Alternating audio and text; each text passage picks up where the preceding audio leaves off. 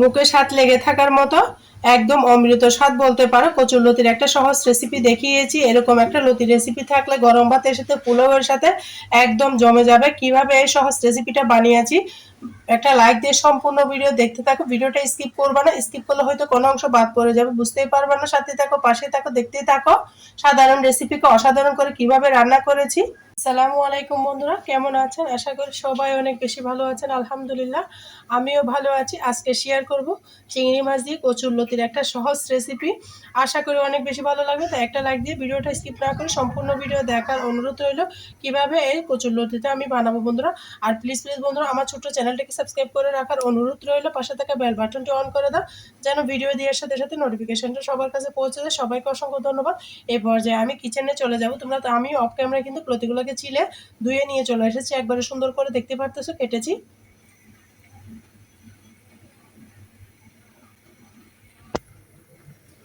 দেখো বন্ধুরা, এখানে একটা আমি পাতিল বসিয়ে দিয়েছি, দিয়ে দিচ্ছি রান্নার রেগুলার সয়াবিন তেল।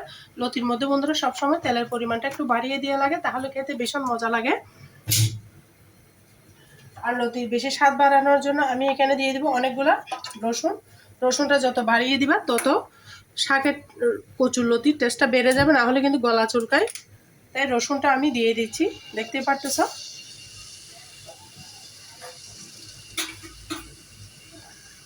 রসুনগুলোকে আমি হালকা যখন ভাজা হয়ে যাবে তখনই আমি এড করে দিব এখানে পেঁয়াজ।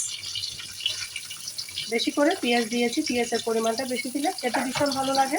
পেঁয়াজটাকেও আমি ভাজা ভাজা করে লাল লাল করে নিব। দেখো বন্ধুরা, পেঁয়াজগুলো লাল লাল করে আমি ভেজে নিচ্ছি, দেখতে পারতেছ। একদম লাল লাল করে আমি ভেজে নিব পেঁয়াজগুলোকে। দেখো বন্ধুরা, পেঁয়াজগুলো যখন ভাজা ভাজা হয়ে গিয়েছে তখনই আমি অ্যাড করে দেবো চিংড়ি মাছ। চিংড়ি মাছগুলো বেশি করে দিয়েছি। লতি দিয়ে চিংড়ি মাছ রান্না করলে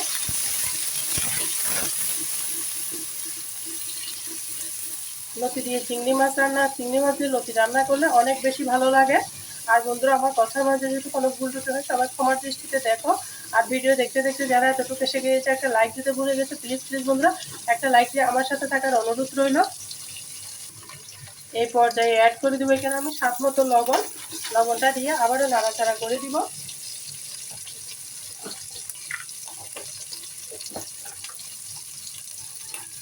তারপর দিব পরিমাণ মতো হলুদের গুঁড়া।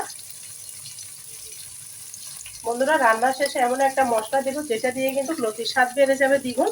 আমি এখন কোনো মশলা ব্যবহার করব না, শুধু মরিচগুলো দিয়ে এই রেসিপিটা বানিয়ে নেব। দেখতে পাচ্ছ, দিয়ে দিলাম উঁচা উঁচা করে 1 চামচ, টেবিল চামচের মরিচের গুঁড়া দিয়ে আমি আবারও নাড়াচাড়া করে দিচ্ছি। দেখতে পাচ্ছ, এভাবে তেলের সাথে মিশিয়ে নাড়াচাড়া করলে ভীষণ ভালো কালার সুন্দর আসে।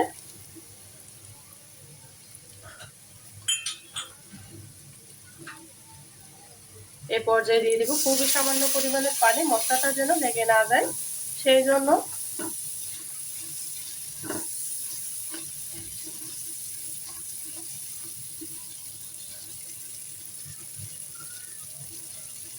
দেখো বন্ধুরা, এই পর্যায়ে আমি মশলাটা কষানো হয়ে গিয়েছে, তেলটা ছেড়ে দিয়েছি, দেখতে পাচ্ছ। দিয়ে দিচ্ছি কেটে ধুয়ে রাখা লতিগুলা, দিয়ে আবারও আমি নাড়াচাড়া করে দিব।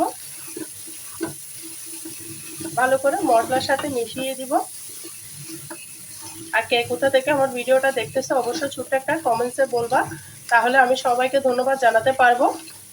দেখো বন্ধুরা, এভাবে আমি একটু করে 1/2 কাপ মতো গরম পানি দিয়ে ঢাকনা দিয়ে রেখে দিব কষানো পর্যন্ত। দেখো বন্ধুরা, অবশ্যই গরম পানিটা ব্যবহার করবা, তাহলে রান্নার কিন্তু স্বাদ বেড়ে যাবে দ্বিগুণ।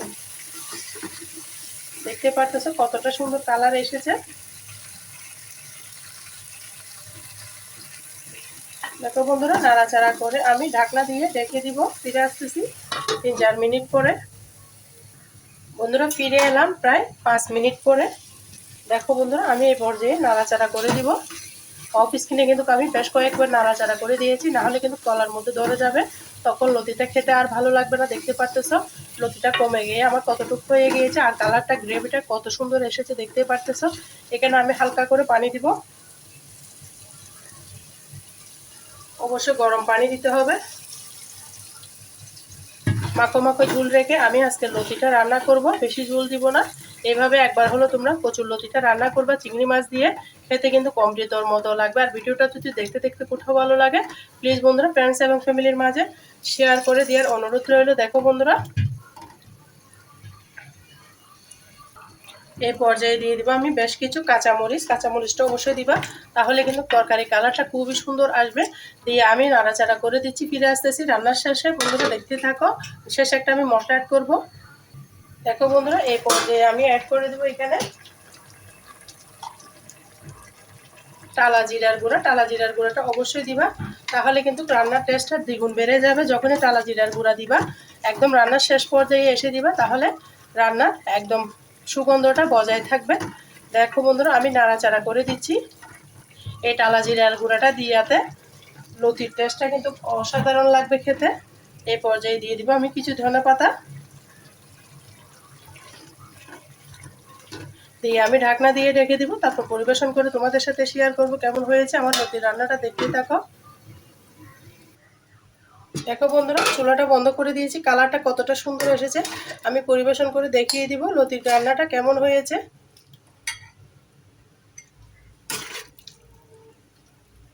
কার কার এরকম চিংড়ি মাছ দিয়ে লতির পছন্দ অবশ্যই আমাকে ছোট্ট একটা কমেন্টসে বলবা।